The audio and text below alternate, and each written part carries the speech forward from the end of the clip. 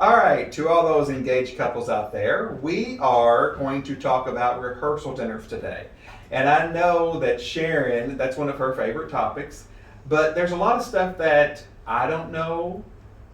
You know, the bride and groom may not know how to handle it, who pays for what, and on. So, Sharon, why don't you start with us and tell us where do we start with this?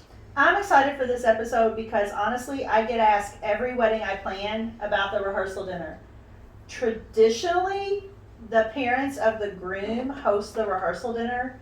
So it kind of puts the bride in the middle because her mother, soon to be mother in law, is going to want to do a nice event, and she's going to ask the bride a lot of questions that might be a little bit uncomfortable because the parents of the groom are paying for this. But let's face it, it's usually the bride that gets asked all the questions. So one of the main things I can tell you is, once again, that open line of communication and setting your budget for this event, just like you set your budget for your wedding. Okay. I have a question for those out there who may not know. What is the purpose of a rehearsal dinner? Traditionally, you have a wedding rehearsal where you are going to rehearse the ceremony. That's a whole episode in itself, how to pull all that off. But you're going to rehearse the ceremony, and then the rehearsal dinner is a time for those people that are closest to the bride and groom and the most, let's just say, the major players in the wedding.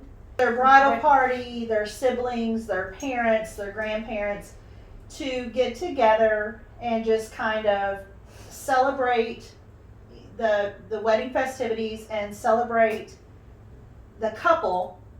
But the main point of a rehearsal dinner is a time to join the two families together, but also for the bride and groom to have a chance to thank those major players that have been such an important part in their wedding planning and will continue to be an important part of their life. So how do you determine who comes? So, and the reason I'm asking that is, say if I've got 15 or 20 people that's coming from out of town that's already in town, is that something they should be invited to? Well, or that's a no? hard call, and this past year, with restrictions being what they were, it's even become a more difficult call.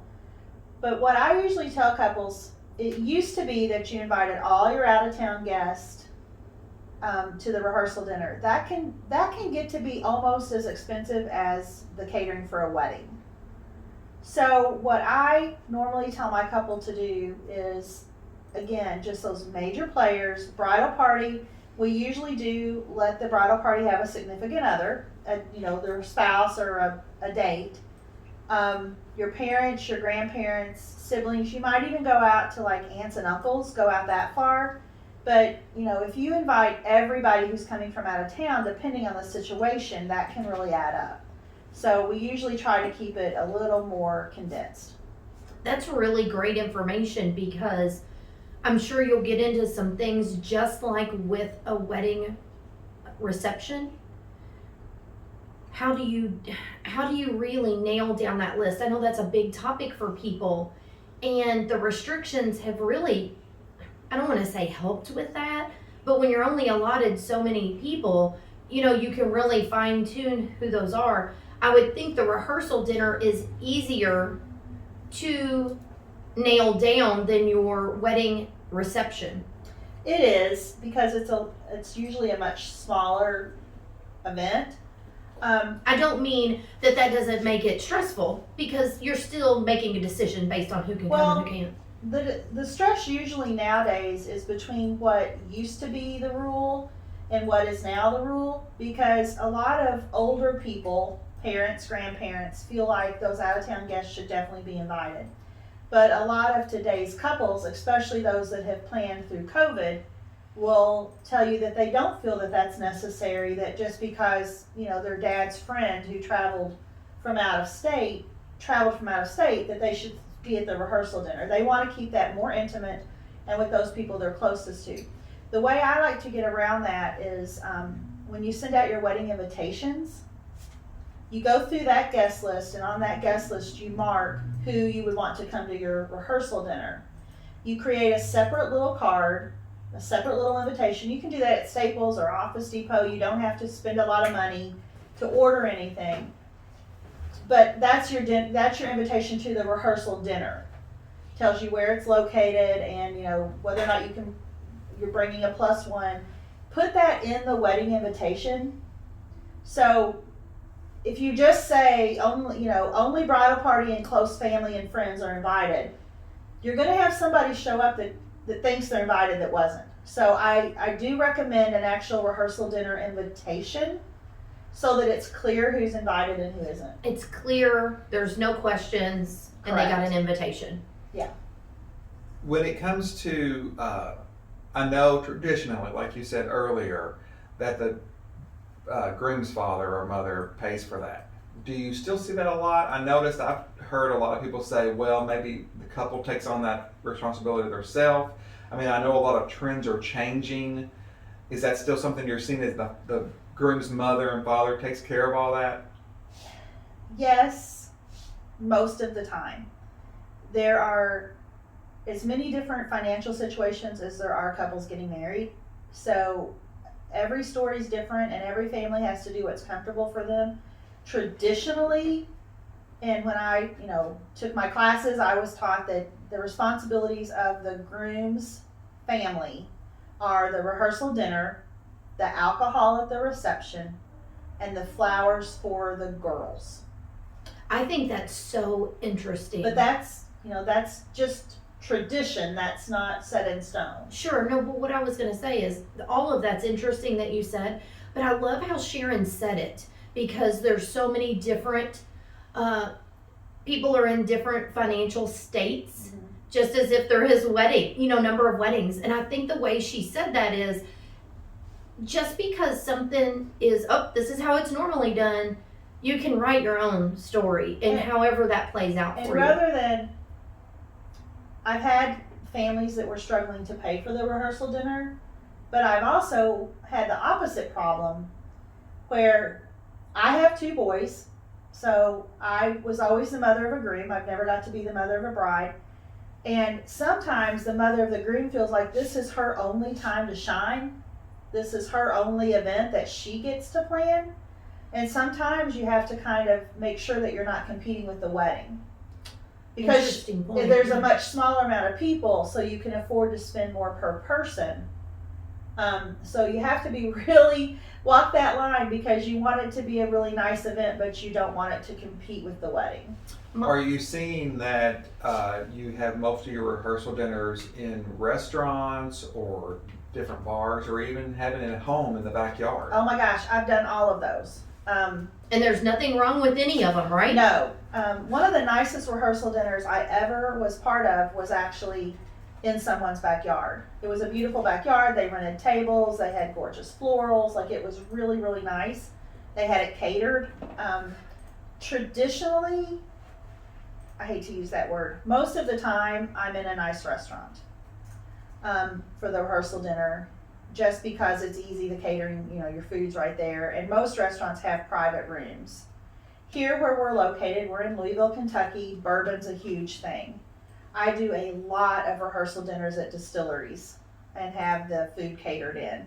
That's kind of a trendy thing. It in our kind of area. gives the guests more of an experience. They can do a bourbon tasting and have dinner. But wherever they want to go, we'll make it work. I don't know that I had put as much thought into it about all the moving pieces and everything with the rehearsal dinner, even separate than the actual rehearsal itself for the ceremony. But the rehearsal dinner is really an event in itself. Its own event, yeah. Well, and I know I've been seeing a lot more, and especially with the weddings I've been doing with you, that the mother of the groom will order flowers from us for the rehearsal dinner, and then somehow we will carry those over to the reception at the wedding. Now, they're not the major pieces of centerpieces or anything like that, but usually they go on cocktail tables or bars or entrance pieces or something like that. And that's a good way to double dip on decorations. Yeah, I love to do that, because you want to make sure that the flowers that you do at rehearsal dinner kind of match the wedding. But you don't want to just toss them at the end of the night when there's another big event the next day. So like Mike was saying, I think that's a really smart way to do it. I've noticed too, a lot of our brides, especially our out of town brides, I know this is crazy, but the bride and groom, I'm doing one from Chicago coming up.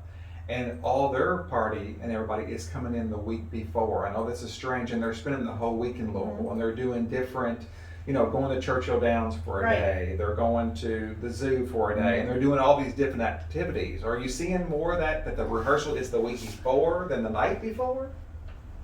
I've never done the week before, but I've done like the weddings on a Saturday and we maybe rehearse on Wednesday or Thursday so that they have 3 or 4 days. I have a wedding coming up in May and it's going to be like a week-long event and there's something planned every night. So I am seeing that more where it's more of like almost like a vacation experience Right. for the guest. So that's definitely a trending thing too.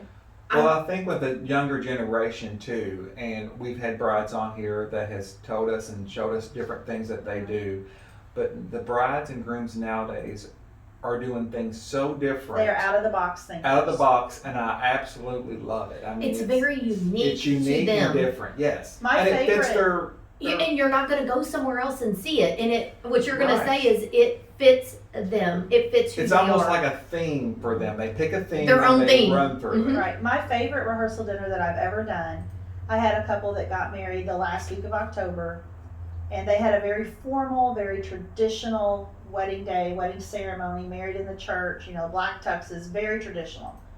But for her rehearsal dinner, so it was last week of October, and they both loved Halloween. So we went with kind of an Edgar Allan Poe theme, and we did the florals were kind of a dark, moody floral.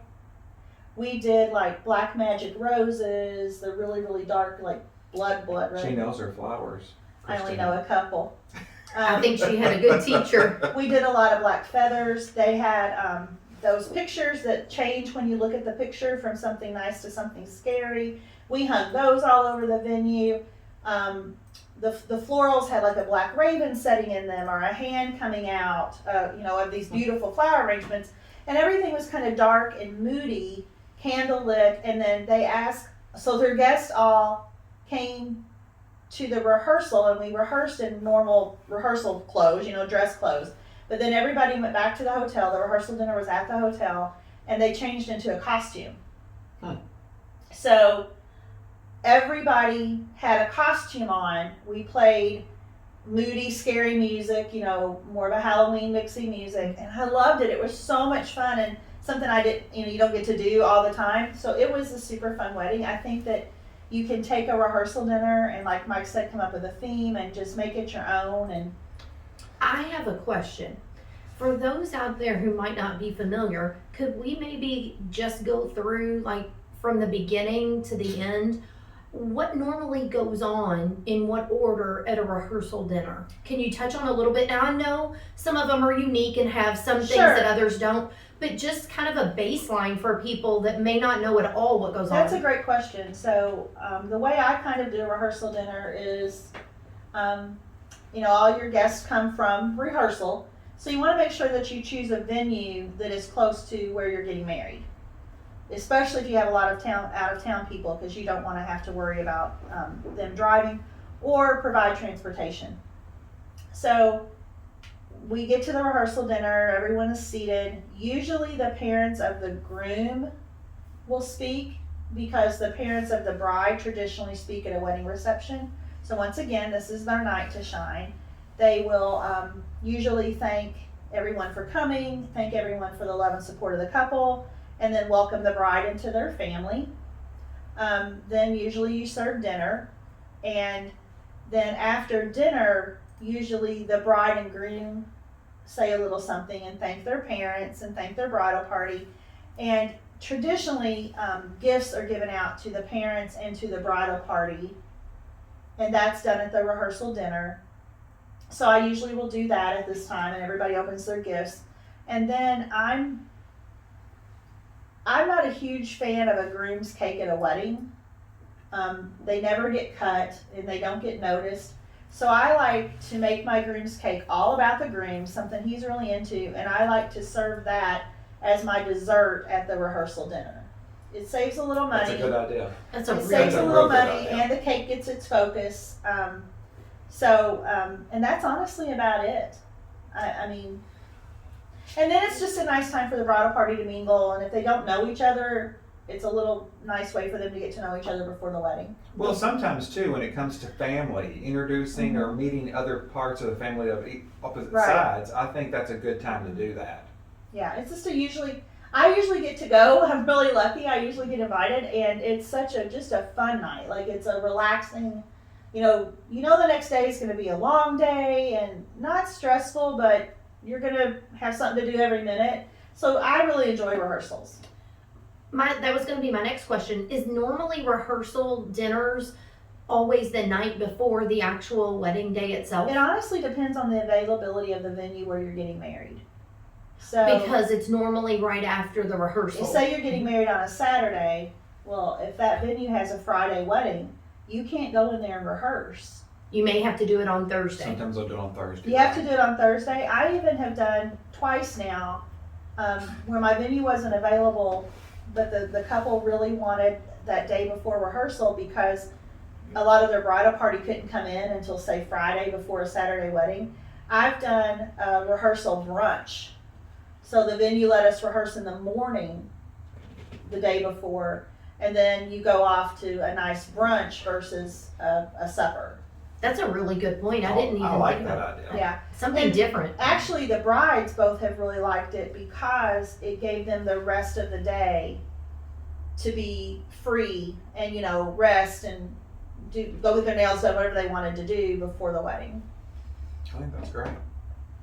I mean, there's so much more information that we could cover, but I mean, you have covered the basic. And I'm really It comes glad, up every single client. They ask how to pull off the rehearsal. and I'm really glad we decided to separate out the actual rehearsal itself, because I think there was great things that may not have gotten touched on if we tried to combine the two together. So I really think that will be packed with its own information, because I don't think many people know what actually goes on for the Well, I'd rehearsal. love to be, here and be curious of what couples would really do for rehearsal dinners, because I know there's so many things that they can do or choose. So maybe we'll get some comments on, hey, we did this, and give other bride and grooms I'm always ideas. up for an out-of-the-box idea. We love feedback, so visit our website, theringthebling.com, and you can click the contact button, or we've made it easy. You can click the microphone and record us a message that we may feature on one of our upcoming episodes and or use it on our social media.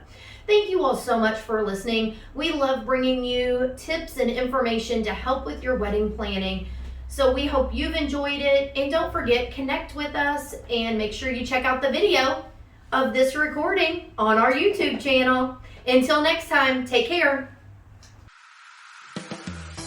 This episode of The Ring, The Bling, and All the Things was brought to you by The Wedding Experts, whose mission is to connect engaged couples easily and efficiently to local wedding experts. Visit theweddingexperts.love to connect with your local wedding vendors, as well as access valuable resources to help you plan all the details for your big day.